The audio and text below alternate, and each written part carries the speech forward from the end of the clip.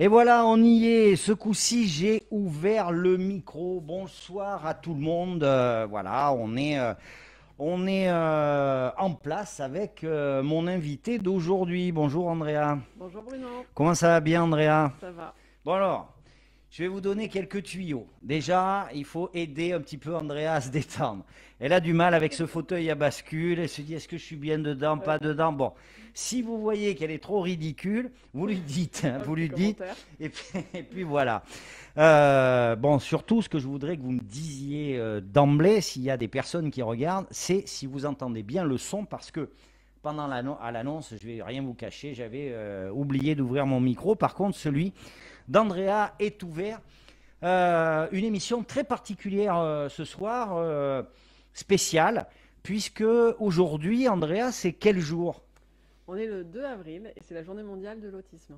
Voilà, journée mondiale de l'autisme. C'est quelque chose qui m'intéresse, qui me tient à cœur.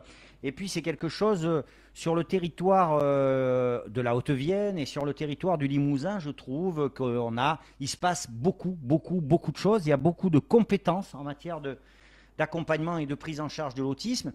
Donc je m'étais dit, peut-être que tout le monde n'est pas au courant, je pourrais demander à Andrea de venir et puis de nous expliquer ce qui se passe, de quelle façon ça se passe et quels sont les atouts de ce territoire. Alors, merci, ça doit être Michael, merci pour le retour, pour le son.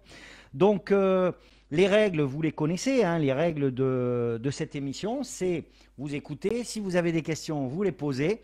Attention, soit c'est des questions sympas, soit c'est des propositions sympas. Si c'est des attaques gratuites ou qui ne me plaisent pas, j'en parle pas parce que le boss ici, c'est moi dans mon salon, c'est moi qui commande. Donc je prendrai que les questions que je veux. Allez, on va commencer. Andrea, déjà merci, hein, merci d'être là à 19 heures. Andrea, je disais, tu es la directrice du CRA Limousin. Oui. Qu'est-ce que c'est que le CRA Limousin? Alors, le Centre Ressources Autisme Limousin, c'est une structure qu'on va retrouver sur tous les territoires. Donc, par exemple, en Nouvelle-Aquitaine, on va en trouver un sur le Poitou-Charentes, un en Aquitaine. Donc, il est là sur 4 axes de mission principales. Donc, la première, ça va être accueillir, informer, orienter, conseiller. Tout le monde? Donc là, effectivement, voilà, C'est à destination du grand public. effectivement, pour l'illustrer, on a un centre de documentation. Notre centre de documentation, il est ouvert à tous, qu'on soit un proche aidant, donc une famille, qu'on soit concerné soi-même par l'autisme, qu'on soit en attente de diagnostic, ou qu'on soit juste quelqu'un qui est intéressé par l'autisme. Ça peut être des étudiants, des professionnels, mais aussi n'importe qui, voilà, qui souhaite prendre connaissance de l'autisme. Donc ça, c'est notre première mission, accueillir, informer, conseiller. Donc le centre de documentation, il est ouvert à tous. À côté de ça, on a une travailleuse sociale au CRA, qui est aussi disponible pour tous les usagers, en amont et en aval du diagnostic. Donc voilà cette mission, comment elle peut s'illustrer au niveau d'un CRA. Le territoire, tu parles de travailleuse sociale, par exemple, le territoire d'intervention, c'est tout le Limousin? Oui, le CRA travaille sur le Limousin, on est sur Creuse, Corrèze, Haute-Vienne. Voilà. Pour ceux qui ne connaissent pas le Limousin, fut un temps, avant qu'on soit annexé par l'Aquitaine, et donc la Nouvelle-Aquitaine, on avait une région qui s'appelait le Limousin. Donc là, on est resté sur cette... donc, une mission d'information, Oui. et une mission de... On a 4 missions. Enfin, il y en a plus par décret, mais on va les Vas-y, regrouper en ouais, 4 ouais. pour faciliter un peu la compréhension. À côté de cette mission-là, on est connu pour la mission diagnostic. Donc ça, c'est la mission sur laquelle on va être le plus identifié.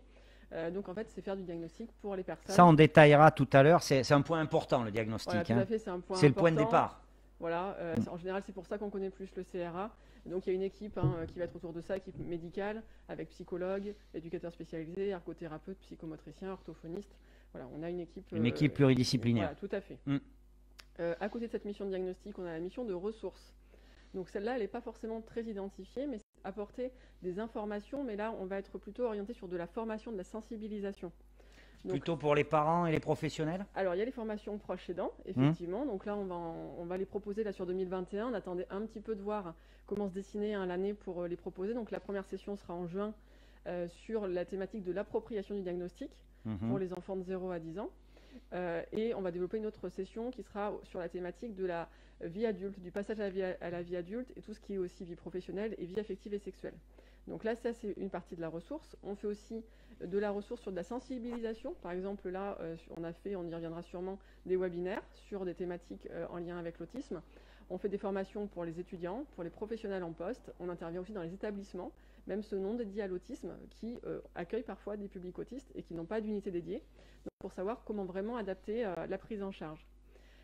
Et à côté de ça, on va voir le volet recherche dans le centre ressources autisme. Et là, il est très bien illustré dans l'actualité, puisqu'il y a une étude qui est sortie récemment, donc qui est portée par le CHU, sous les personnes du docteur Lemonnier, directeur médical du CRA, et du docteur Cali, donc qui est médecin responsable en gynéco-obstétrique au CHU de Limoges.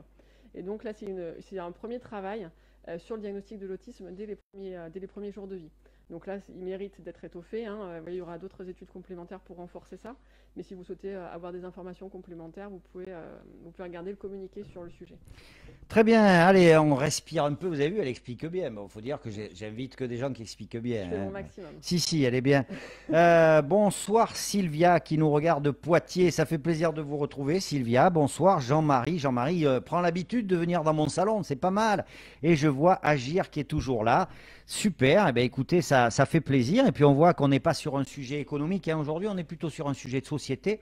Alors on pourrait aller plus loin sur le versant économique dans le champ de l'autisme et dans le champ de la santé, mais c'est pas l'objet du jour. C'est pas l'objet du jour. On abordera un peu l'emploi parce qu'il se passe quand même des choses autour de ça, notamment au travers des éducateurs libéraux, des choses comme ça. Mais voilà, l'angle aujourd'hui, c'est l'autisme. Bonsoir monsieur et madame. Oui, c'est gentil. Donc, ok, on a vu donc c'est une structure phare. C'est une structure. Alors, peut-être pour finir avec cette présentation, c'est une structure un peu centrale, mais ce n'est pas une structure qui centralise tout. Vous n'êtes pas au cœur de tout ce qui se passe en matière d'autisme. Par contre, en matière d'information, en matière d'appui, etc., vous pouvez être là avec les autres acteurs. C'est-à-dire qu'on est une structure de réseau. On va travailler avec toutes les structures qui existent sur le territoire. D'accord. Donc effectivement, on ne trouvera pas tout au niveau du CRA, mais dans l'orientation, l'information et le conseil, on est informé de ce qui existe sur le territoire et pour orienter au mieux les personnes. Voilà. Bonsoir Paul Torrent. Écoute, ça fait plaisir Paul de te voir et puis comme ça tu vas pouvoir t'entraîner parce que c'est toi la semaine prochaine. Je vous montre ce petit flyer. Elle en est fière, c'est un peu son bébé. Enfin, le bébé. C'est aussi l'œuvre de notre travail social. Voilà, j'allais dire le bébé de l'équipe. Donc vous voyez des choses comme ça. Où est-ce qu'on peut trouver ce flyer? On peut le trouver sur le site du CRA. Oui, qui est très bien fait d'ailleurs. Merci beaucoup. C'est www.cralimousin.com. Donc vous trouvez dans les documents téléchargeables. Donc il y a d'autres ressources, mais effectivement les structures dédiées à l'autisme en général ça intéresse pas mal les personnes. Alors on a une meilleure idée un peu de ce qu'est le CRA, le Centre Ressources Autisme.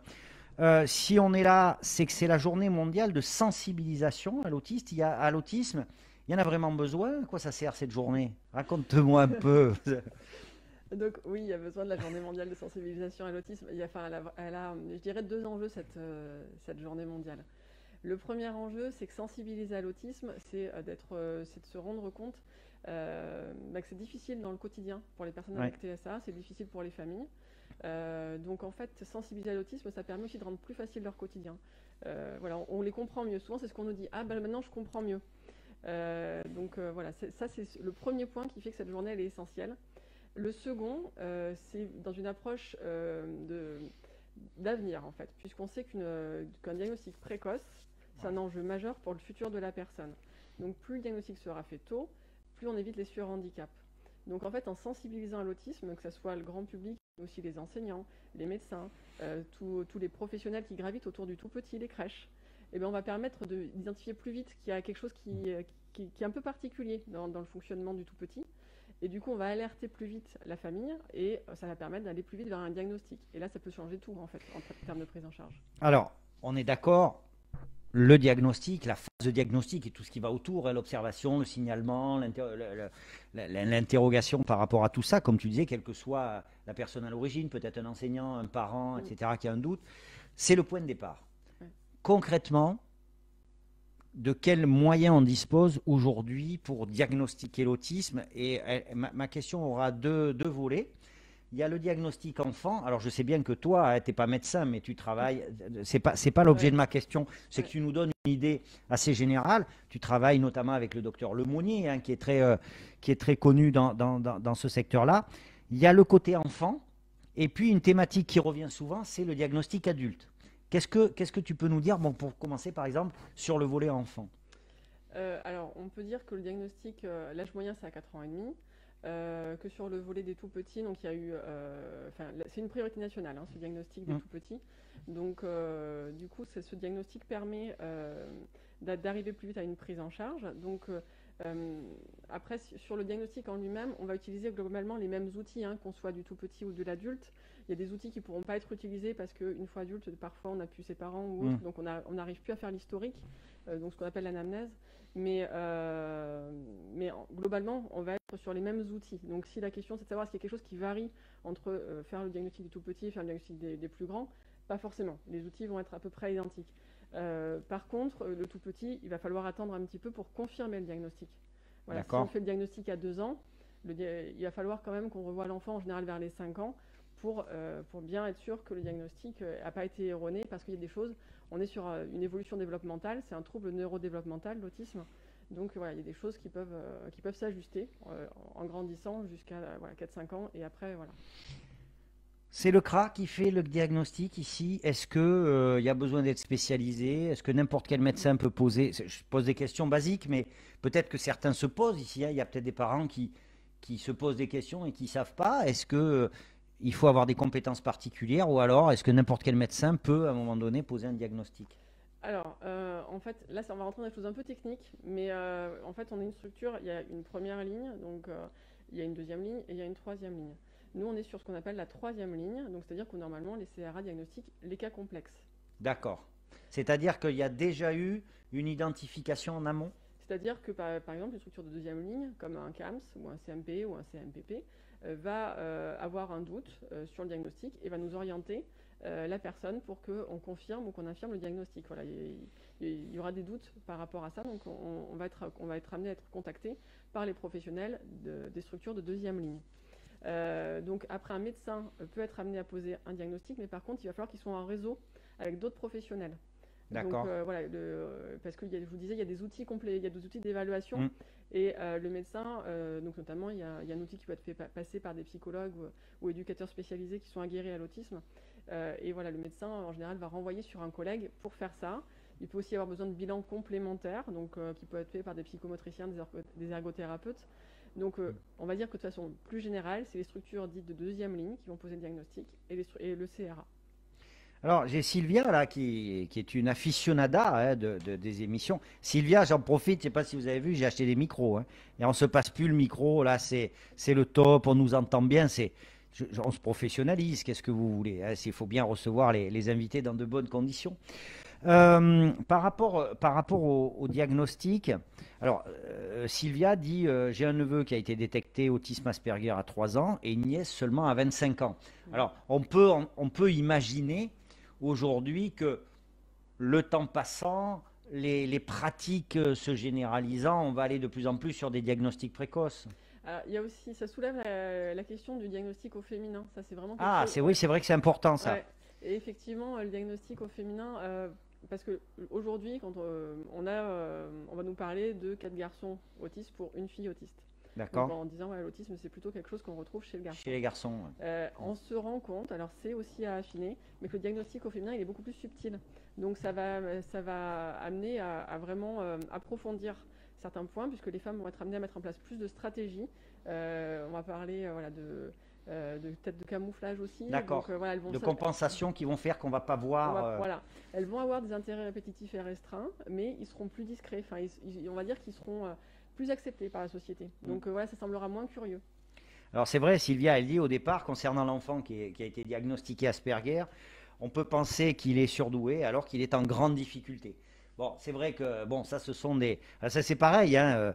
Bon, j'ai pas de jugement à donner, etc. Mais par moments, j'ai vu dans ma vie de tous les jours des gens qui étaient presque contents parce qu'un enfant a été Ouais. diagnostiqué Asperger, on est resté pour certains sur Rainman ou des choses comme ça, où on imagine que la personne elle est surdouée et que donc demain tout va être facile.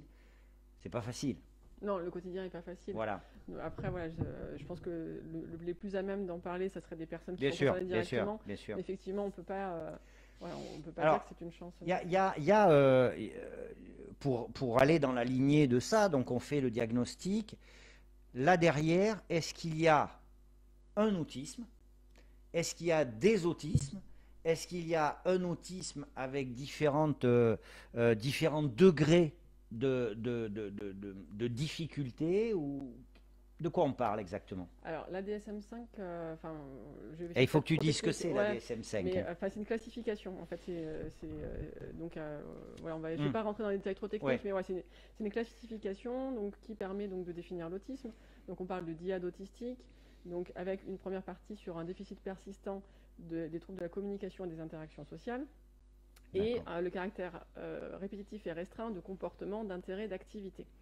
Donc en fait, il faut suffisamment de symptômes dans cette diade autistique pour arriver à un diagnostic d'autisme. D'accord. Donc c'est pas parce que juste enfin, quels exemples on pourrait prendre. Enfin, je suis collectionneur de timbres, donc j'ai un intérêt vraiment restreint sur les timbres. C'est pas pour ça que je suis une personne avec Oui, autisme. bien sûr, bien sûr. Donc voilà, il faut qu'il y ait suffisamment de symptômes, et c'est pour ça justement qu'il y a une équipe pluridisciplinaire pour Mm. arriver à juger de ça Mm.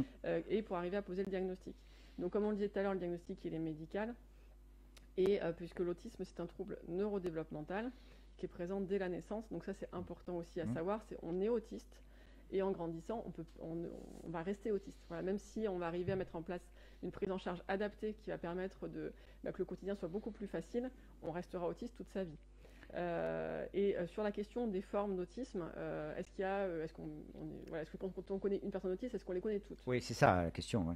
Oui, la réponse est Et non. quand on connaît une personne, on ne connaît pas toutes les personnes du monde non plus. Effectivement, j'ai un Ouais. collègue qui cite Théo Peters souvent, qui est un neurolinguiste, et Théo Peters disait que quand on connaît une personne autiste, on connaît une personne autiste. Voilà. Quand on connaît deux personnes autistes, on connaît deux personnes Oui, autistes. c'est vrai, c'est vrai, c'est vrai. Pour les gens qui, alors sans tomber dans la bêtise, mais c'est quoi les traits caractéristiques de l'autisme? C'est-à-dire que tu nous dis, j'ai quelqu'un qui est paralysé, on voit, tu vois, on ferme les yeux, on voit. J'ai quelqu'un qui est aveugle, je ne vais pas dire on voit, mais on ferme les yeux, on imagine. Quelqu'un qui est sourd, on imagine. Quelqu'un qui est autiste, alors il y a ces difficultés d'interaction, c'est quoi? C'est quelqu'un qui est plutôt renfermé? Est-ce que c'est quelqu'un de violent? Est-ce que c'est quelqu'un... J'ai envie d'imager en fait Oui. pour répondre à cette question, parce qu'on va avoir des personnes qui sont passées sur des émissions de télé, Oui. qu'on sait qui sont dans le champ De l'autisme. dans le champ de l'autisme, voilà, qui étaient plutôt, on va dire, sous l'angle Asperger. Ouais. Et du coup, on se disait, en le voyant, j'aurais pas dit, mais effectivement, il a une grande culture.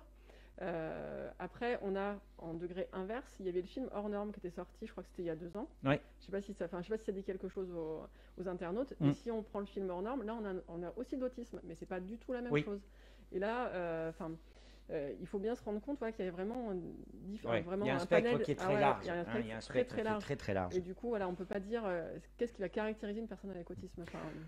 Aujourd'hui, on accepte cette idée de l'autisme. Dans différentes vies ou différentes activités, j'ai pu rencontrer des gens qui, à un moment donné, il y a quelques années de ça, avaient l'impression de se battre un peu contre le monde entier parce que on avait du mal à croire que ça pouvait être un trouble particulier.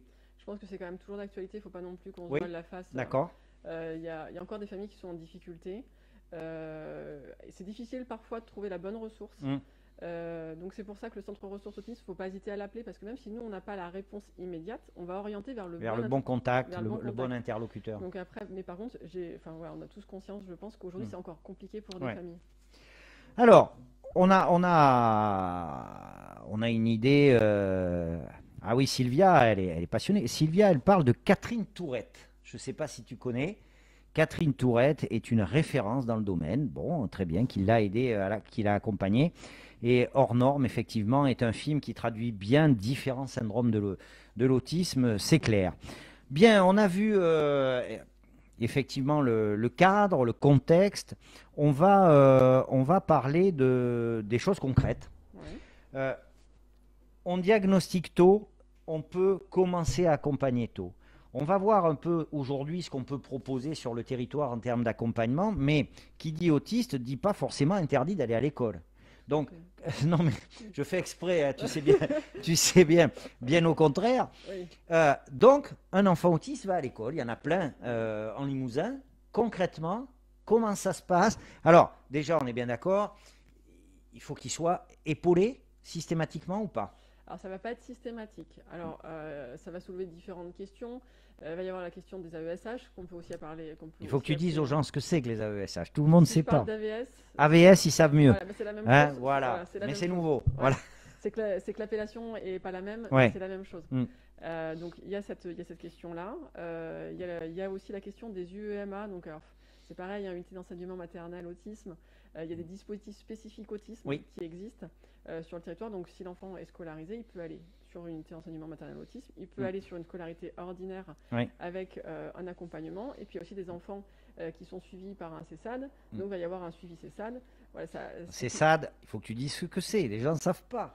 Un service spécialisé d'accompagnement à domicile. Voilà. Ouais, heureusement. Ah. Là, j'ai eu un moment de... Ouais. Non, mais c'est des acteurs du médico-social hein, qui sont Ouais. là. Certains, c'est en établissement, d'autres, c'est à domicile, d'autres, c'est plus dans le soin. Enfin, Oui, bon. oui, tout à fait. Et puis là, Mm. c'est pas exhaustif en plus que Mm. ce que je vais préciser, mais effectivement, on peut avoir aussi les PCPE qui peuvent intervenir. Alors, les Voilà. PCPE, on en Pôle de parlera. compétences prestations externalisées. Mm. Voilà, enfin, on peut avoir différents intervenants qui vont agir autour du tout petit. Mm. Et après, quand on va grandir, il y aura d'autres dispositifs qui vont pouvoir se mettre en place. Il y a les dispositifs d'autorégulation aussi, qui vont aider l'enfant à réguler un petit peu donc ses troubles et à apprendre des stratégies aussi pour mieux vivre son quotidien à l'école. Donc c'est des classes d'autorégulation qui servent en général à toute la classe en fait, puisque même si on a un enfant neurotypique, donc neurotypique qui est indemne de pathologie autistique, du coup, c'est aussi des choses qui peuvent aider. Alors, pour résumer un peu, mais surtout tu me rattrapes si je me trompe, premièrement, les enfants autistes, ils peuvent aller à l'école, ça c'est déjà bien. Après, contrairement à un enfant, je dirais, qui n'est pas autiste, sa situation est étudiée au cas par cas en fonction des retentissements de son handicap, hein, une fois que le diagnostic est posé. Et suivant sa situation, la scolarité, on dispose d'un certain nombre d'outils pour accompagner la scolarité, soit à l'interne, c'est-à-dire effectivement il y a quelqu'un qui est dans la classe à côté de l'enfant, soit c'est donc ça dans des classes traditionnelles, hein, ordinaires, soit des classes spécialisées, hein, en sachant que qu'il y ait quelqu'un à côté ou ou que ce soit des classes spécialisées, le but, hein, la démarche, c'est toujours à un moment donné de tendre vers le milieu ordinaire hein, en permanence. Ça, c'est vrai pour l'école, c'est vrai aussi autour de l'école. Il n'est pas question de dire aujourd'hui, parce qu'un enfant est autiste, c'est telle direction. D'ailleurs, c'est pas parce qu'un enfant est handicapé que c'est telle direction. Aujourd'hui, on peut construire, on doit construire des accompagnements individualisés en fonction de la réalité de chacun. Hein. C'est bien ça. Tout à fait. Voilà. Donc, la scolarité, c'est possible.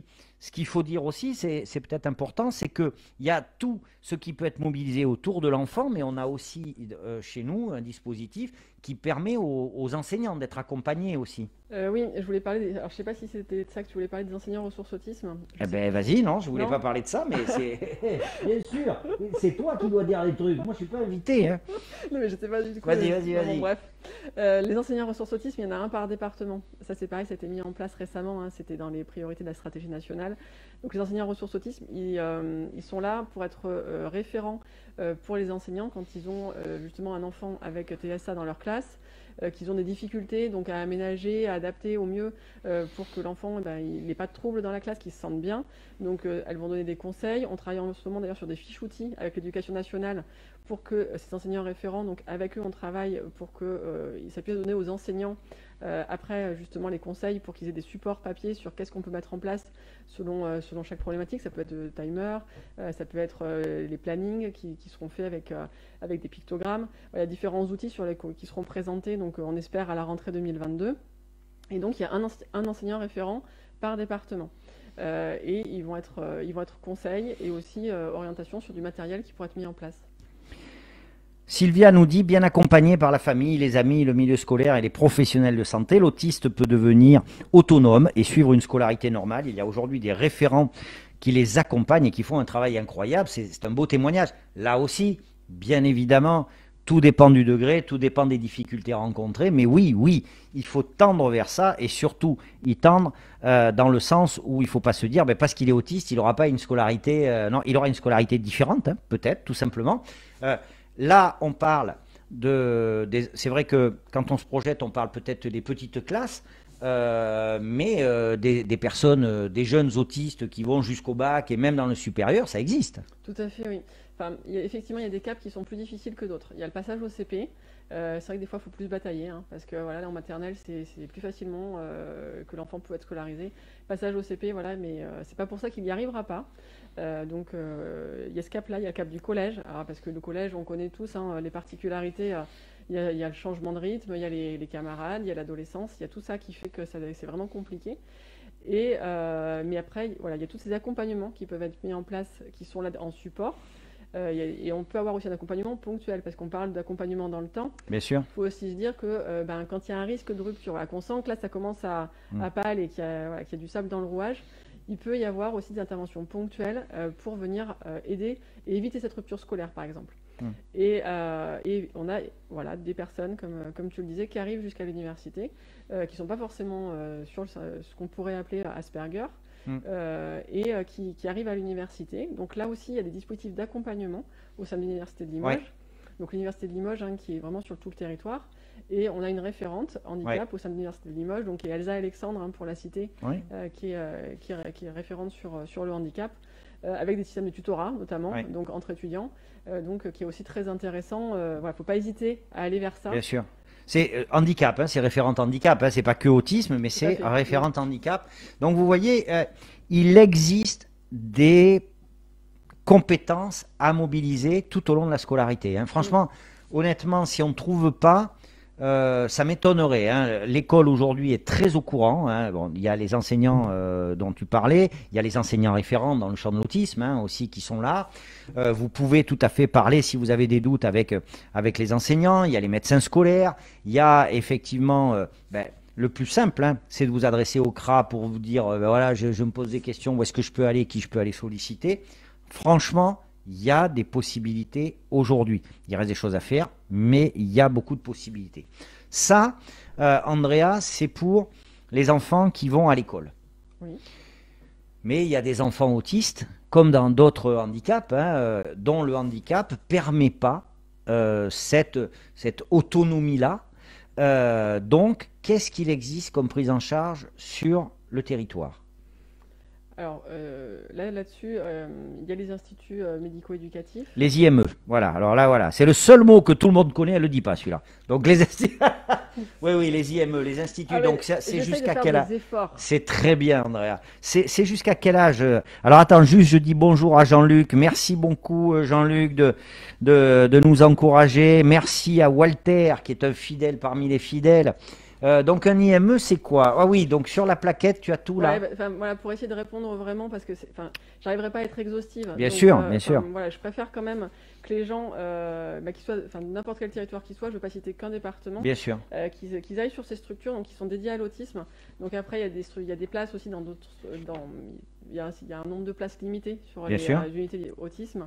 Donc parfois l'enfant il est accueilli sur d'autres unités, mais voilà, je vous encourage vraiment à aller chercher sur la plaquette structure des. Je mettrai l'adresse et je mettrai aussi dans la publication les coordonnées, parce qu'effectivement c'est là qu'il faut aller chercher les infos, il ne faut pas aller chercher midi à 14h. Oui, voilà, je préfère être le plus synthétique que possible. Alors, sans parler du nombre ou des choses comme ça, c'est pas ça, mais qu'est-ce qui existe? Donc il y a les établissements. Il y a des établissements qui accueillent des enfants autistes. Donc là, on parle grosso modo jusqu'à 20 ans, c'est ça? Donc là, oui. Non? Oui, après, oui, ça va dépendre avec l'amendement. Légalement. Ouais. Légalement jusqu'à 20 ans, bien évidemment. Si à 20 ans, ils ne sont pas passés dans le dispositif adulte, on ne les met pas dehors. Donc, mais là, on rentre dans une autre thématique qu'on abordera peut-être un autre jour, on verra. Donc, il y a les établissements, ça. Donc, il y a des internats, il y a des externats, il y a de plus en plus des établissements qui permettent d'accueillir pendant quelques jours, à temps partiel, etc. En tout cas, ça existe. Hein. Oui, Oui. des établissements. Oui, non, mais J'attendais le bout de la question. non, mais j'essaie de voilà, resynthétiser à chaque fois, même si en fait je développe, je ne synthétise pas, je sais bien, je suis trop bavard. Ça, c'est les établissements. Ouais. Andrea le disait, il n'y a pas forcément de place pour tout le monde au même moment. Voilà. Oui, c'est une réalité, oui. Mais, on peut le dire, il y a des choses qui sont en cours. Il y a des choses qui sont en cours. Alors, sur les places, on a parlé du pôle de compétences prestations externalisées, donc le PCPE, qui peut intervenir aussi en appui voilà, si on n'a pas de place. Donc on va en parler, ouais. On va détailler ça. On va détailler. Non, mais on va détailler. On va détailler pour que les gens se représentent bien ce qu'on peut mettre en place. Ouais. Voilà, donc, et après, c'est sur le volet adulte, voilà, il y a des choses qui sont en train de bouger. Oui, là. voilà. Donc, volet adulte, ouais. Il y a des choses qui sont en train de bouger, puisqu'effectivement, il y a un problème de place. On a pu en entendre parler des départs en Belgique, parce que voilà, il n'y a pas de structure. Il y a un manque de place. Ouais. Donc là, il n'y a pas de... on va dire quoi. Il n'y a pas de tabou là-dessus, puisque voilà, c'est vraiment une priorité justement nationale pour les 2 ans à venir, avec des créations de places qui sont prévues, donc sur des lieux de vie. Donc là, c'est des choses qui vont sur de l'habitat inclusif. Oui. C'est des choses qui vont évoluer là dans les prochaines années, dans les 2 prochaines années. Alors c'est vrai que ça, c'est des projets qui sont encourageants. C'est vrai aussi peut-être que faut pas non plus fantasmer tout. Il faut aussi avancer avec son temps. Et là où il y a peut-être 10 ans, on avait tendance à se dire, allez, la solution, c'est en établissement. C'est peut-être plus le cas aujourd'hui. Il faut aller peut-être un petit peu plus loin que ça. Je sais qu'il y a d'autres projets qui sont en cours concernant des petites unités pour des situations très complexes. Hein, sur le territoire, avec 5-6 personnes dans des prises en charge spécifiques. Bon, alors on peut venir un peu aussi sur, tu abordais le PCPE. Ce qu'il faut savoir, c'est que donc, hormis les établissements, où finalement la vision, elle est assez simple, le jeune ou le moins jeune, il rentre dans l'établissement, la semaine, on s'occupe de lui, soit c'est du 24-24, soit il rentre le week-end. Bon, ça, on a une vision assez précise. Mais, aujourd'hui, beaucoup d'accompagnements se font à l'individu, hein, dans le cadre d'un projet de vie bien spécifique. Et en fait, c'est une somme d'intervenants. Hein, il peut y avoir des services, il peut y avoir le PCPE, pôle de compétences et de prestations externalisées, il peut y avoir des services d'aide à domicile dans le cadre d'une PCH ou des choses comme ça, des éducateurs libéraux aussi, il faut le dire. Ça, c'est quand même les grosses nouveautés, c'est une véritable évolution autour de la vie des personnes autistes au domicile. Tout à fait. Alors après, bon, voilà. Vas-y, détaille. Là, tu peux y aller. C'est ton tour. Bon, t'as quand même bien développé. Oui, mais bon, vas-y. Voilà. Après, c'est vrai que sur les éducateurs spécialisés, c'est effectivement une grande nouveauté parce qu'il y a effectivement beaucoup d'éducateurs spécialisés qui sont installés pour pouvoir faire de l'accompagnement et venir aussi au domicile pour venir en accompagnement aux familles. Donc effectivement, oui, voilà.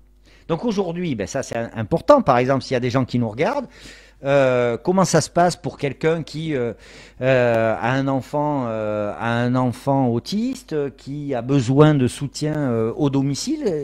Où est-ce qu'il va? À qui il s'adresse? Comment il fait? C'est une question qui est quand même... enfin, je peux pas dire très honnêtement que c'est facile pour la personne comme ça qui va chercher un éducateur spécialisé qui va intervenir à son domicile, si on parle d'éducateur spécialisé. Moi, je parle de tout le monde. Hein. Alors, effectivement, là, aujourd'hui, on peut nous contacter en nous disant, voilà, je voudrais une liste d'orthophonistes, une liste de psychologues. On ne peut pas communiquer, nous, de listes. Voilà. D'accord.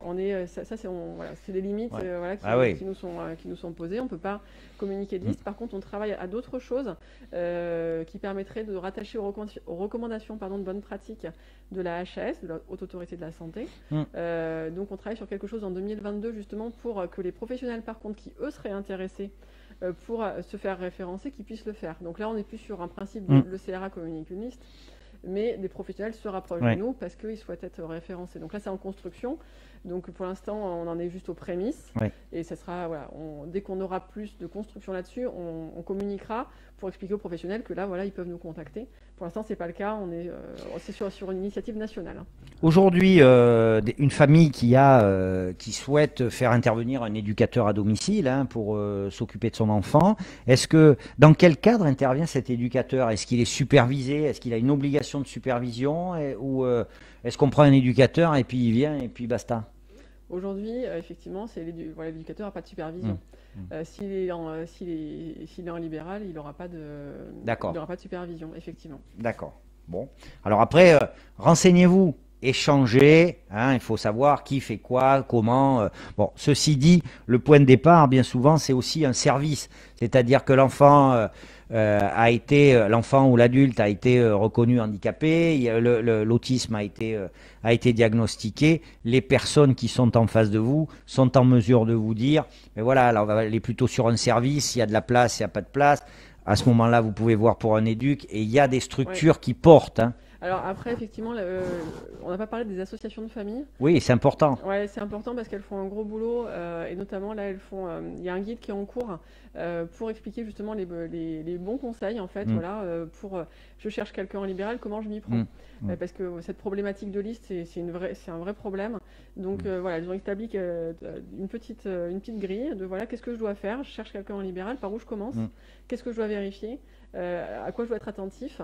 Est-ce que s'il me dit de faire comme ça alors que je pense que c'est pas bon pour mon enfant, est-ce que je suis obligée d'accepter? Enfin voilà, il y a différentes petites choses qui sont très intéressantes, donc vraiment rapprochez-vous d'associations de famille aussi. Alors j'ai une petite question, c'est vrai que celle-là on l'a pas travaillée, après tu n'es pas obligé de me répondre, c'est parce que je suis un peu taquin, c'est parce que tu m'y fais penser. J'avais la sensation il y a quelques années que il y avait l'autisme et puis il y avait des familles d'autisme, il y avait des approches différentes de l'autisme. Il y avait différentes associations d'ailleurs d'usagers ou de représentants d'usagers et que tous n'avaient pas les mêmes postures, les mêmes approches en termes d'accompagnement. C'est moi qui me trompe ou elle n'est pas contente. Ça, voyez, elle n'est pas contente de cette. Je suis pas contente, c'est que je réfléchis parce qu'effectivement c'était vrai. Je pense que, après, l'autisme, il y a eu tellement de difficultés, même si on va vers du beaucoup mieux. Bien sûr, bien sûr. On ne peut pas dire que c'était uniformisé. Je dirais que par contre, si on parle d'aujourd'hui, est-ce qu'il y a une unité sur le territoire? Je parle du territoire limousin parce que je le connais. Pour moi, il y a cette unité-là. On travaille vraiment ensemble et je dirais qu'on a une vision commune. Très bien, oui, Sylvia qui me dit Bruno, alors je ne sais pas ce qu'elle veut me dire, mais oui, il faut bien me poser quelques questions comme ça, c'est pas méchant, je vais lui en poser une autre d'ailleurs, une petite, mais c'est juste, elle répond si elle veut ou si elle veut pas, c'est pas un piège, c'est parce que je pense qu'à un moment donné, les choses évoluent et doivent évoluer, c'est pareil, quelle est ta vision entre le champ de l'autisme et la psychiatrie aujourd'hui? Est-ce qu'on arrive à des collaborations? Est-ce qu'on arrive à... Oui. Voilà, c'est ça que je veux dire. C'est pas... on travaille bien. D'ailleurs, c'était un point sensible, il ne faut pas se le cacher. C'était un point sensible. Je me souviens même d'une intervention de l'ancien directeur d'Esquirol qui avait... Thomas Roux, qu'on a eu là, on l'a eu là, ben oui. Qui avait lors d'une intervention, quand il avait inauguré un de ses établissements, parlé justement du passé qui avait pu être compliqué avec l'approche psychanalytique, etc.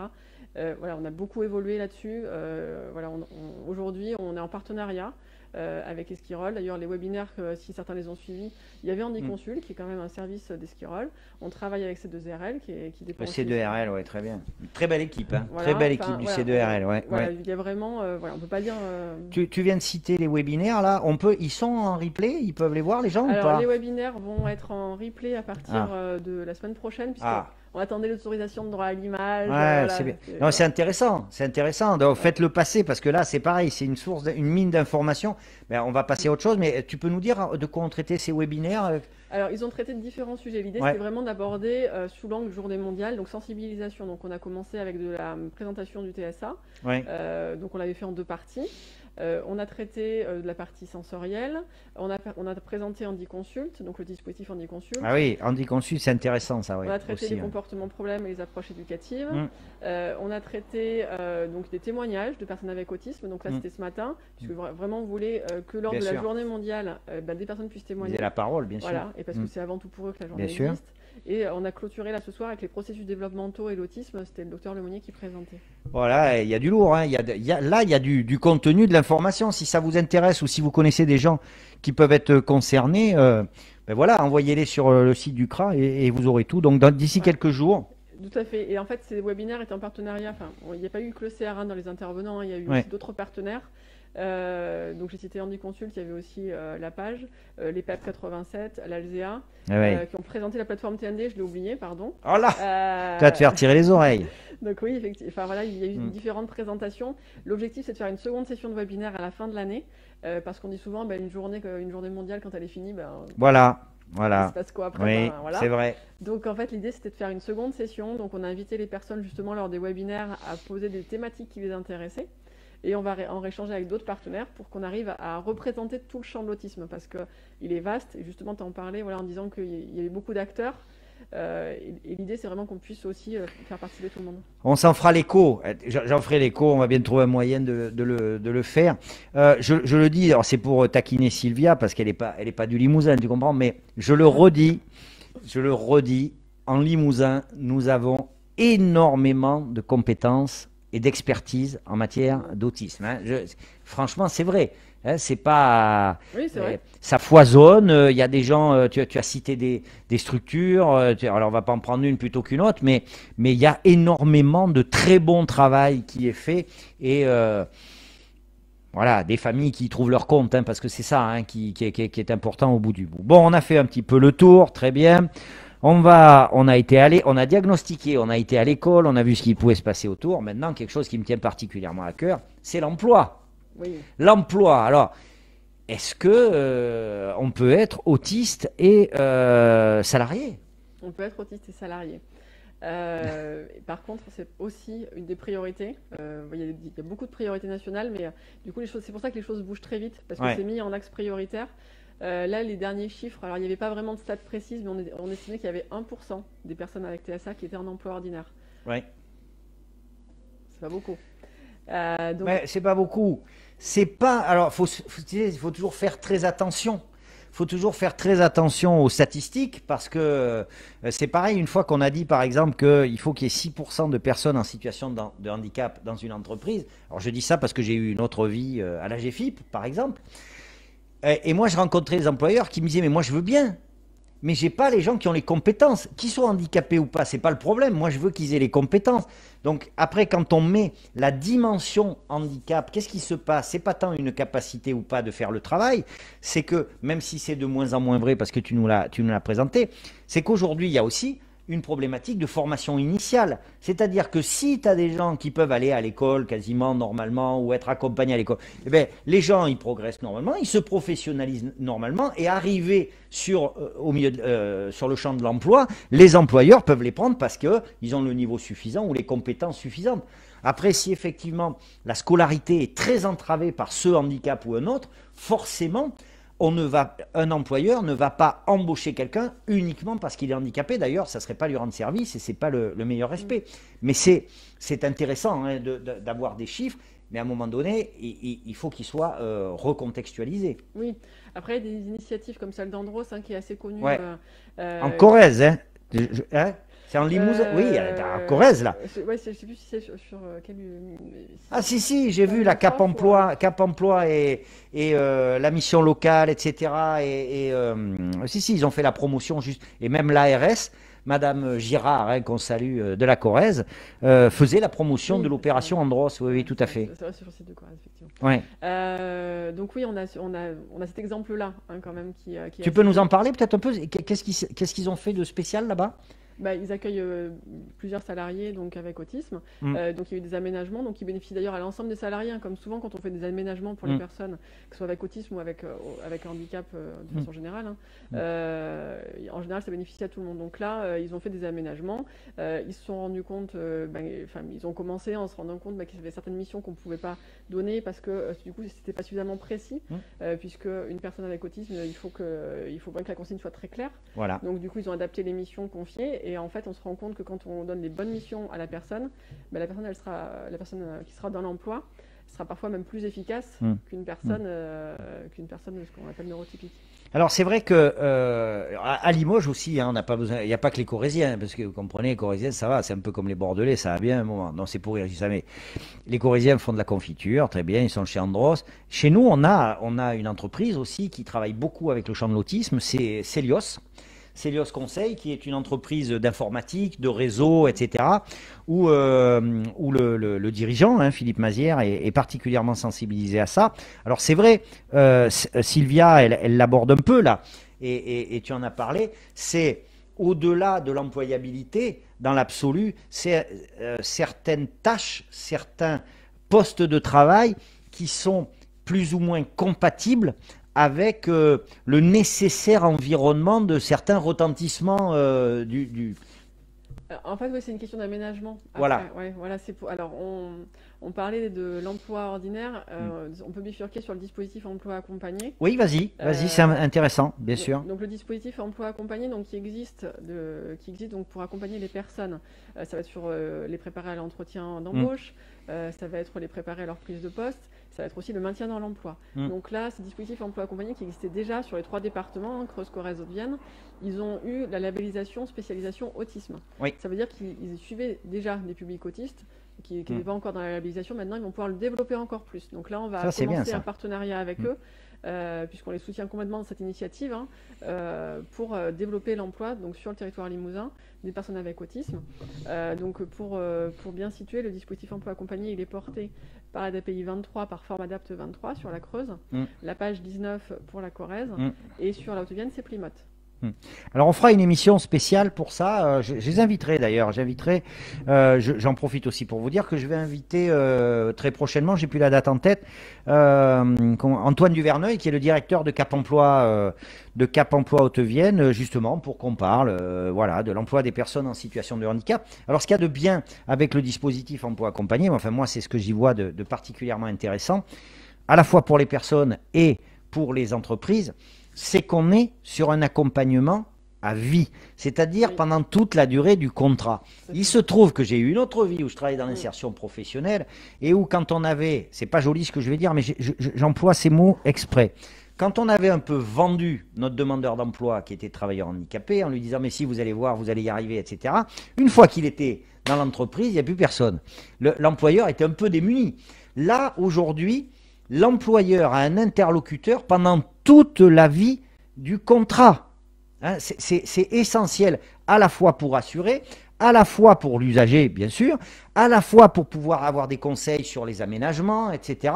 C'est ça. Moi, enfin, j'ai pas sous les yeux les chiffres de ce que ça donne, mais je pense que la logique de cet accompagnement sans limitation de durée, c'est essentiel. Tout à fait, oui, c'est vraiment un plus. Tu parlais de Cap Emploi, je n'ai pas cité, alors même si c'est différent, c'est d'autres dispositifs, mais il existe beaucoup de dispositifs, je répète dispositifs. Il existe d'autres systèmes, donc on a parlé de Cap Emploi, il y a les structures d'insertion par l'activité économique. Ça c'est très intéressant aussi, on en recevra ici. On peut en dire un mot, hein, parce que tout le monde n'est pas forcément un spécialiste. Je vais recevoir le 5 mai Catherine Jarry. Catherine Jarry qui est directrice d'une structure ici et d'un réseau où justement c'est l'insertion par l'activité économique, l'économie sociale et solidaire aussi, un travail beaucoup dans ce champ-là. Ça peut être, alors attention, après c'est mon avis, mais attention, ce sont des structures tremplins. Il faut les utiliser pour ce que c'est-à-dire des structures qui peuvent mobiliser. On va être sur des durées, voilà, on va être sur des durées fixes. C'est pour ça que je le disais plutôt en complémentarité du dispositif emploi accompagné. Il faut savoir que voilà, ça existe quand même. Il faut en avoir connaissance. Donc il y a les structurations par l'activité économique. Pour avoir une liste de celles qui existent le plus près de chez vous, il y a le site d'INAE. INAE, oui, INAE. Qui est référence. Vous avez aussi les GEC, les groupements d'employeurs pour l'instant. Ah, les GEC, elle connaît, forcément, elle connaît. Attendez, je ne vais pas vous dire, mais elle connaît les GEC. Hein. Voilà, donc il y a aussi les groupements d'employeurs pour l'insertion et la qualification. Donc là, on est sur des dispositifs d'alternance, ce qui est aussi très intéressant, puisque ça permet à la fois d'avoir la formation théorique et pratique sur l'entreprise et d'être accompagné sur une durée qui peut aller jusqu'à 2 ans et même être reconduite si on fait une formation complémentaire. Donc on peut aller jusqu'à 4 ans sur cet accompagnement-là. Vous avez vu hein, pourquoi je l'ai invitée hein, c'est que là, c'est pas du... Hein, elle connaît tout. Hein, elle connaît tout. Alors, l'autisme, c'est la directrice, donc forcément, chapeau bas. Et puis alors, comme elle a eu une vie avant, puis qu'elle regarde, elle sait comment ça fonctionne ailleurs. Alors, je vais rebondir. Deux remarques. Sylvia qui nous dit, c'est important, Bruno, les employeurs ne le savent pas assez. Oui, il reste beaucoup de travail à faire auprès des employeurs. Par contre, quand Jean-Michel il nous dit aller en Finlande, d'abord. Alors, oui, alors... C'est un peu la problématique des exemples ailleurs. C'est qu'on prend un morceau comme ça, on met le focus, mais il y a des conditions qui font que c'est possible en quelque part et pas ailleurs. Et par contre, Jean-Michel nous dit, Jean-Marie, pardon, après nous dit c'est une question de culture. Alors oui, l'approche du handicap est une question de culture, mais oui, dans ce qu'on est en train de voir là, par exemple, l'emploi, je pense que ça n'est pas qu'une question de culture. Et il faut faire très attention, je pense, je ne fais que le poser, il faut faire très attention à ce qu'on ne pense pas que le handicap soit une compétence. Parce que je pense qu'on ne rend service à personne si on en arrive là. Je pense que là où on doit progresser, où on progresse beaucoup depuis des années, c'est partir du principe, d'ailleurs c'est le principe de compensation de la loi de 2005. Le principe, je rappelle que le principe de la loi de la compensation, c'est de partir de ce que les personnes peuvent faire pour leur apporter le complément dont elles ont besoin pour être complètement autonomes. Ce qui est complètement différent avec le principe de réparation, qui consiste à dire que parce que quelqu'un a des difficultés, de fait on doit l'aider dans l'absolu. Moi, je suis plutôt partisan de la compensation parce que je trouve qu'on respecte la personne dans ses capacités.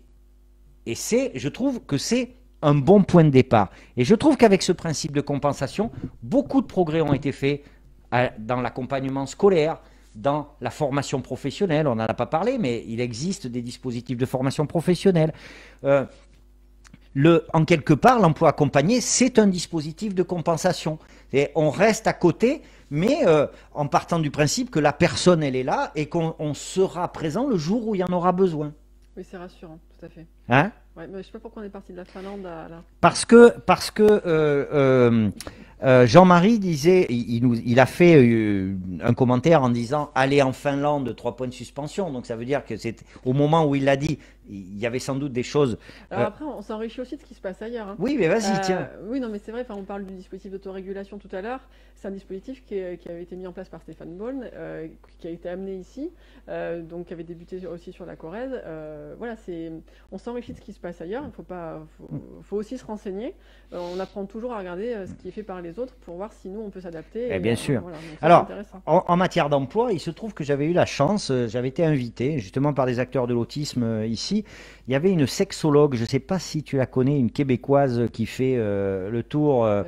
Isabelle Hainaut. Isabelle Hainaut, c'était passionnant. Si vous avez l'occasion un jour de la voir, vous allez passer un bon moment, vous allez bien rire et en plus elle est très compétente. Et il se trouve qu'elle était là avec son mari ou son ami qui est français à l'origine et son mari travaille pour une société, une énorme société mondiale.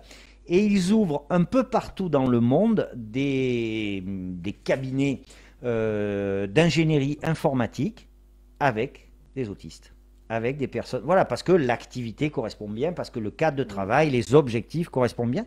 Et il en fait partout. Et si elle revient, je la ferai venir là, parce que franchement, c'était passionnant. Et lui aussi, c'est assez intéressant parce que elle était sur le volet comportemental, éducation sexuelle, etc. Ouais, c'est très intéressant. Et lui, il était sur un. Alors, il n'intervenait pas avec elle, hein, c'était en discussion. Il était sur un champ tout à fait professionnel, mais il est neuro quelque chose aussi, donc bon voilà. C'était passionnant, passionnant.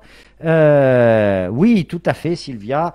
Comptez sur Andrea, elle s'enrichit des exemples ailleurs pour les développer en France, même si je ne sais pas si on a encore de la place pour inventer des choses, parce qu'on est vraiment gaillard. Hein. Ça, c'est, on est. Ah, alors Sylvia, elle soulève les moyens. Sylvia, elle dit, on a besoin de moyens aussi. Oui. On a besoin de moyens? Oui, on a souvent besoin de moyens, effectivement, pour arriver à mettre en place des choses.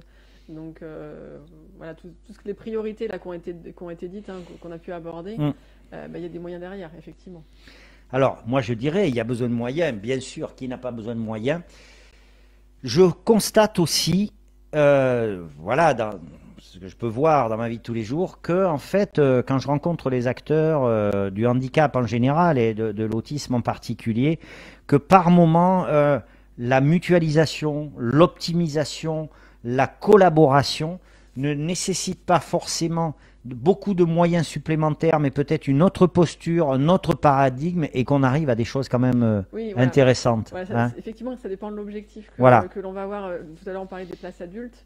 Bon. Ah, les places adultes, s'il faut des places, il faut des places. Ouais, il faut des moyens. Après, si on veut des choses qui soient plus, qui nous permettent par la construction de partenariats d'arriver à trouver des solutions, là, effectivement, on n'a pas forcément besoin de moyens complémentaires. On peut mettre en place des choses juste en échangeant. Donc, c'est clair, vraiment la dynamique réseau qui permet. Alors, les moyens, par exemple, aussi, moi, c'est des choses que j'ai appris en discutant avec les gens. On me disait, oh là, il n'y a pas assez de place, il n'y a pas. Oh, je dis, regardez, là, il y avait une place, là, il y avait une chambre. Et là, on apprend. On a le droit d'être crétin par moment, et moi le premier, croyez-moi, mais que, effectivement, tu l'as un tout petit peu abordé tout à l'heure, mais il y a ce côté sensoriel, par exemple, où c'est pas parce qu'il va y avoir une chambre de libre dans un établissement qui date, etc., qu'on peut accueillir la personne, parce qu'il faut qu'il y ait des conditions particulières en termes peut-être de sensibilité à la lumière, au bruit, des personnels spécifiques. On est d'accord, hein? Oui, on est d'accord, effectivement. On peut parler des néons, par exemple, le grésillement du néon qui n'est pas du tout adapté. Enfin, voilà. Donc là, effectivement, quand on songe à ça, oui, là, il faut des moyens. Je veux dire, on transforme pas une chambre qui est libre en une chambre et ni en un accompagnement autiste comme ça. Mais par contre, pour faire le parallèle, alors du coup, Vas-y. Je vais sur l'emploi, mais parce que c'est pas forcément coûteux, parce qu'on parle de moyens, donc je voudrais pas dire que adapter, c'est forcément onéreux. Oui. Parce que quand on est dans l'emploi, des adaptations de poste, ça peut être très facile. Ah oui. Ça peut être un bureau, enlever le téléphone parce que vous baissez le bruit du téléphone parce que voilà, ça agresse. Ça peut être juste qu'il ait un bureau isolé ou pour que au niveau sonore ou qu'il ait un casque anti-bruit si c'est possible dans ses missions. Ça a des petites adaptations en fait. C'est pas forcément très Bien cher. sûr. Alors ça c'est vrai ce que dit Andrea, c'est vrai pour les autistes, mais c'est vrai pour les personnes en situation de handicap. La majorité des aménagements de postes de travail sont des aménagements pas coûteux. Hein. Alors il y a deux questions. Je sais pas si une personne qui pose deux questions. Je ne sais pas si tu pourras y répondre totalement, mais si tu ne peux pas y répondre totalement, peut-être qu'à deux, on y arrivera. Je pourrais peut-être t'aider sur un peu que je connais.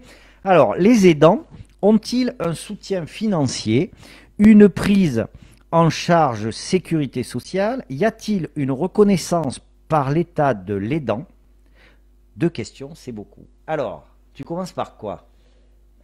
Les aidants ont-ils un soutien financier? Alors, le soutien financier, c'est qu'il y a différentes choses qui me viennent en fait quand on parle là-dessus.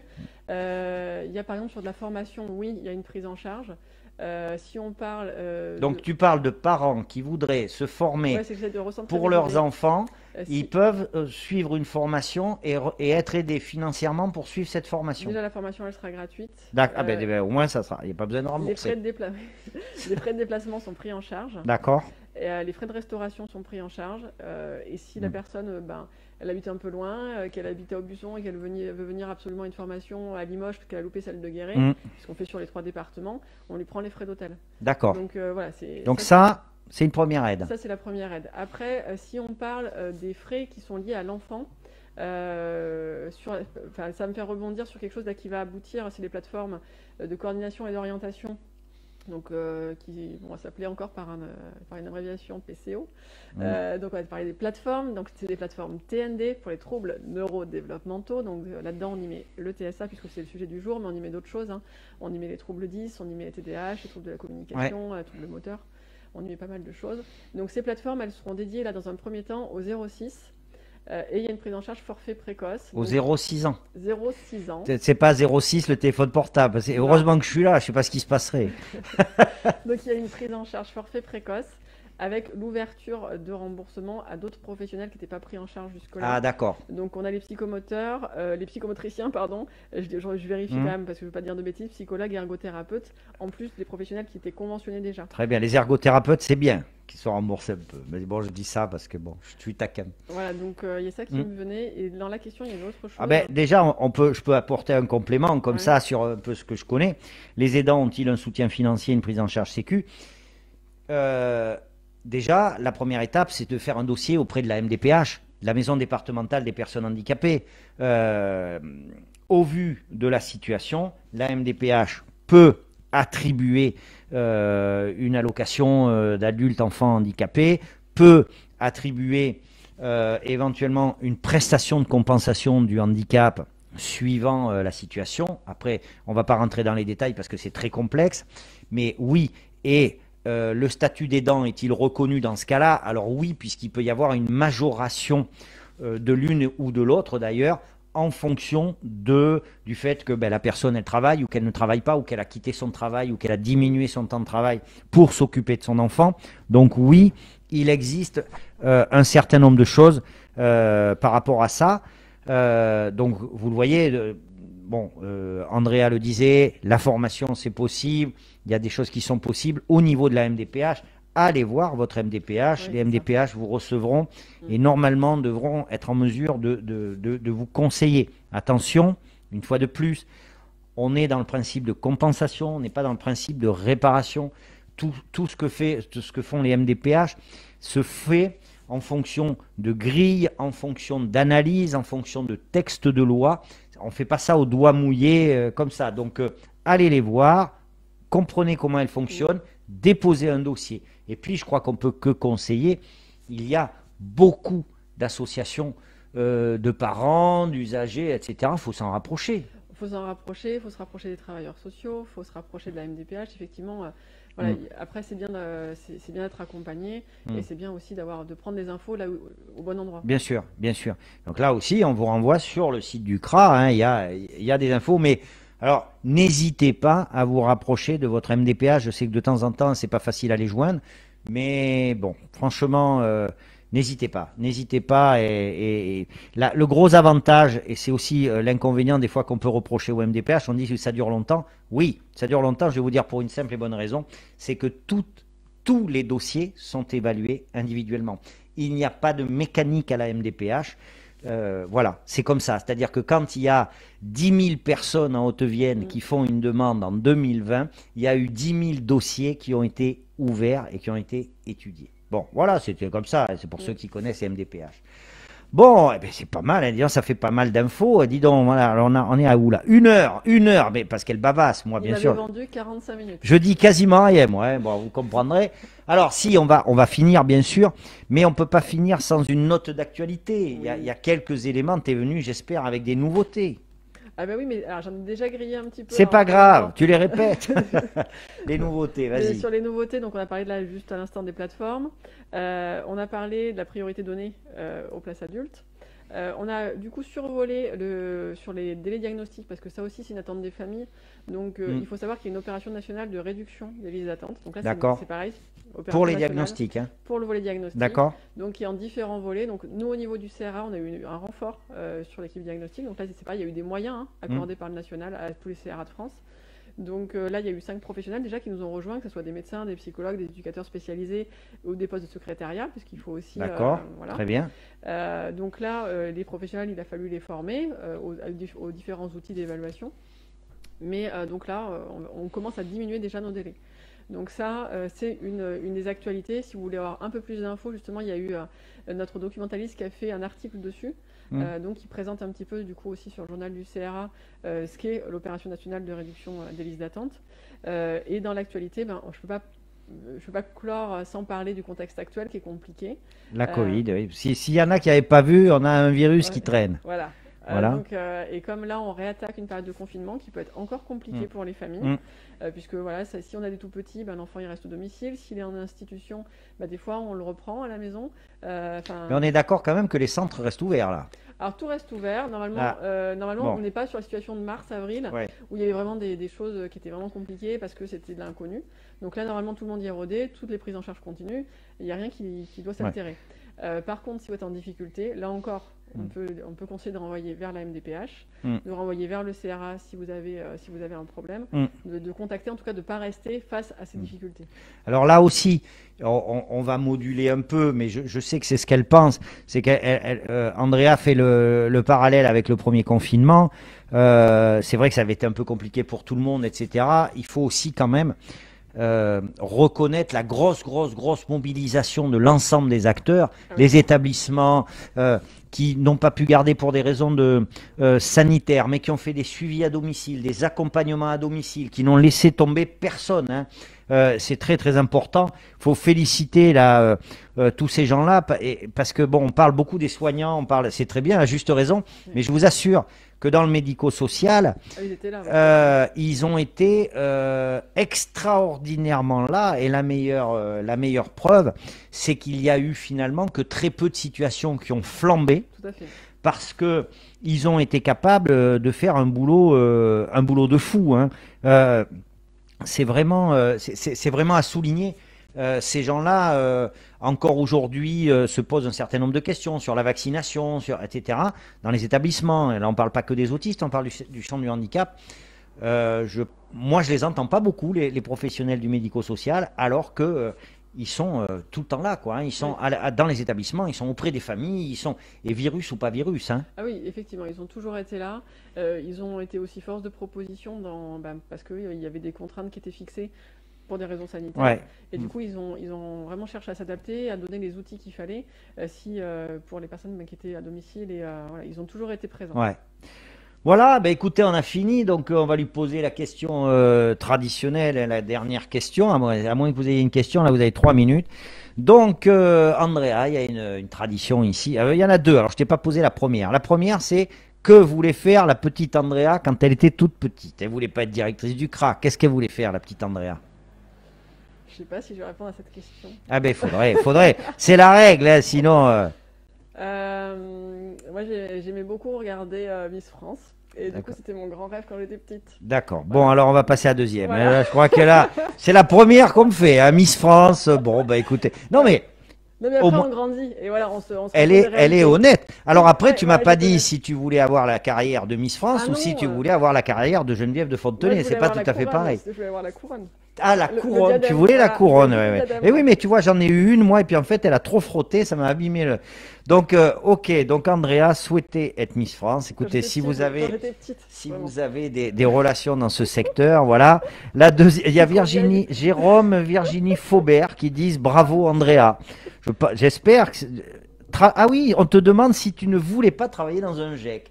Donc je pense que c'est des gens qui te taquinent, ça, Andrea. Mais en tout cas... Vous savez, j'ai reçu beaucoup de monde. Le maire de Limoges n'a pas dit qu'il voulait être Monsieur Muscle ou quoi que ce soit. C'est la première qui me dit. Je suis honnête. Alors du coup, je réponds honnêtement. D'accord. Donc Sylvia va faire jouer son réseau pour arriver à récupérer la couronne de Miss France. Ça, donc c'était la première question. Ça, c'est gentil. La deuxième question, c'est toute la journée, Dieu sait combien ton travail est prenant, les décisions à prendre, les responsabilités, les susceptibilités à ménager, etc. Quand tu rentres chez toi, comment tu vis la Covid? Tu n'as plus de décisions à prendre, tu n'as des décisions pour chez toi. En tant que citoyenne, comment tu vis la Covid? Est-ce que comme moi ça t'agace, tu en as marre du masque, tu veux aller faire tes courses, tu veux aller au McDo, je sais pas quoi?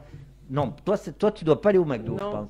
Alors, enfin, je vais répondre encore une fois très Vas-y. honnêtement. Moi, je m'estime chanceuse. Ouais. Et en fait, enfin, j'ai toujours tendance à comparer par rapport à ce que d'autres peuvent vivre dans des situations beaucoup plus compliquées, Mm.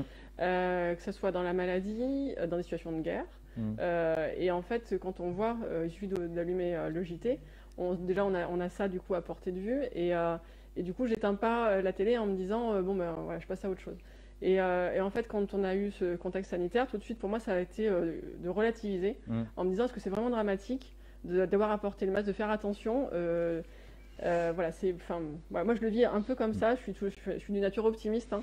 Donc voilà, je me dis qu'on n'a jamais été aussi près de la fin de la crise sanitaire. Voilà, ça c'est ma vision de la chose Voilà. parce que je suis naturelle optimiste. Donc voilà, pour moi, je me dis que voilà, on est quand même chanceux. Bon, j'en profite, hein, tant pis, je vais être démago, mais j'en profite, hein, je fais ce que je veux, je suis chez moi. Je me suis fait piquer hier, mais j'ai été convoqué par la Sécu, là, parce que je suis à risque, soi-disant. Alors, je voulais vous le dire, j'ai eu de l'AstraZeneca, je suis toujours là, et on a hypothéqué aujourd'hui avec les collègues de travail pour savoir si j'allais faire une thrombose en direct et donc faire le buzz. Donc, je suis désolé, ça ne sera pas pour cette émission, mais ça fait pas mal, et puis je pense qu'à un moment donné, ça va passer par là, hein, qu'on se fasse vacciner. T'en penses quoi?